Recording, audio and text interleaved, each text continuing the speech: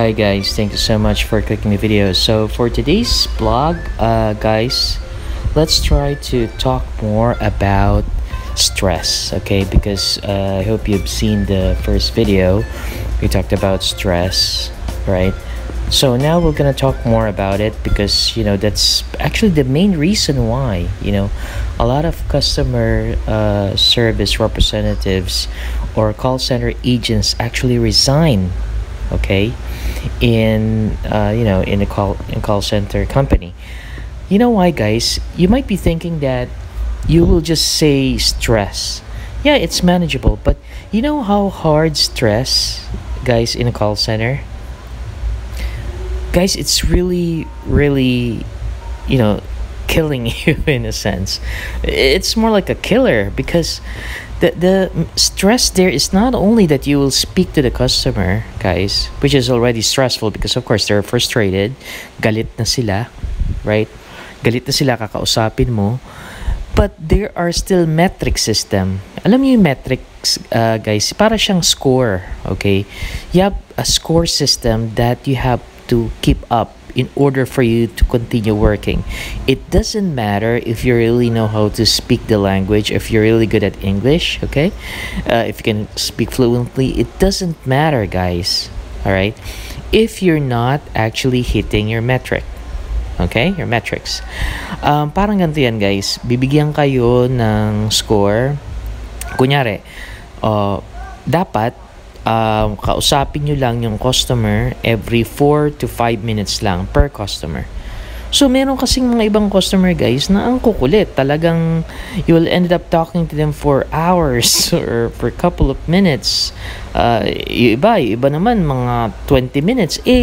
Ang binibigay lang sa'yo ng kumpanya per customer is only like 5 minutes. So, there you go. Hindi mo nahihit yung target. Tapos, possible din na dapat magbenta ka ng kahit ano, right? Sa mga produkto nila. Let's say if you are supporting a specific product, so you have to sell, okay? Mapa-oo mo si customer, mahingan mo ng credit card at bumili siya. At least, let's say, bigyan ka ng 2 times a day. So you have to hit that.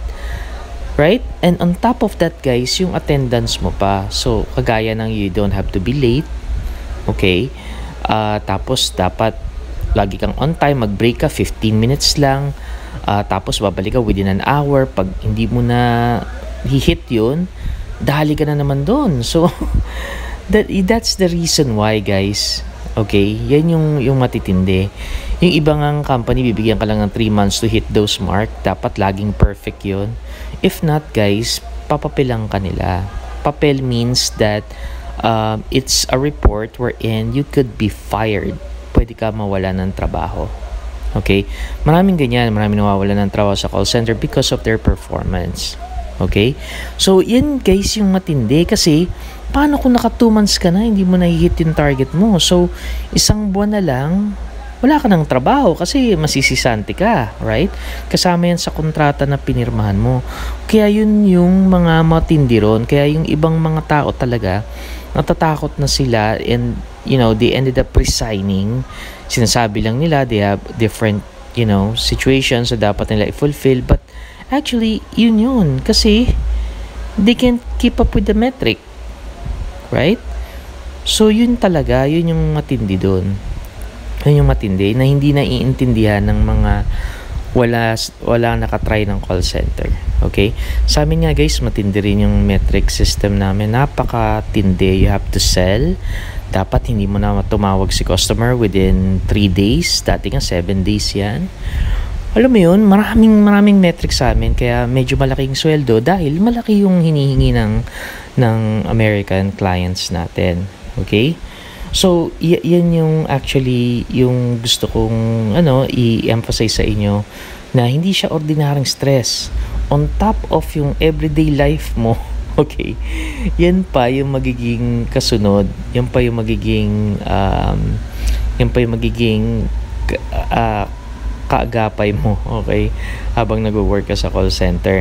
Hindi lang yan, guys. Everyday, syempre, if you're not hitting the target, mababadrip sa'yo yung yung mga supervisor mo. So every day na nafi-feel mo yung stress and pressure because ganun nga yung sitwasyon.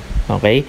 Puro yung mga sinasabi sa iyo baka hindi mo na makayanan. So that's why a lot of people are considering resigning.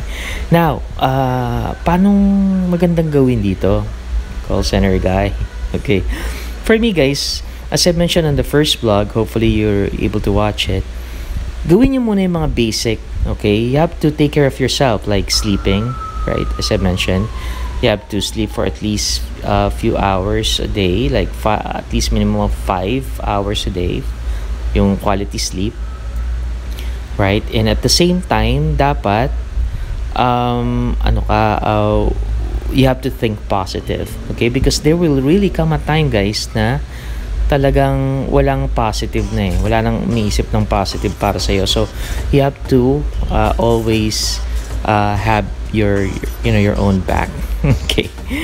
So, yan guys yung gusto kong i-emphasize about sa stress. Hindi lang yan eh. Actually, there's a lot of things to talk about. Okay? I'm just sharing this to you. I'm not discouraging you guys. It's just that I would like you to be ready. If ever, guys, na, magawi kayo sa call center world, no? Makapag-apply kayo. So, that's it for today's vlog, guys. And, yeah, usap naman tayo next time. See you again the next time, alright? Bye for now.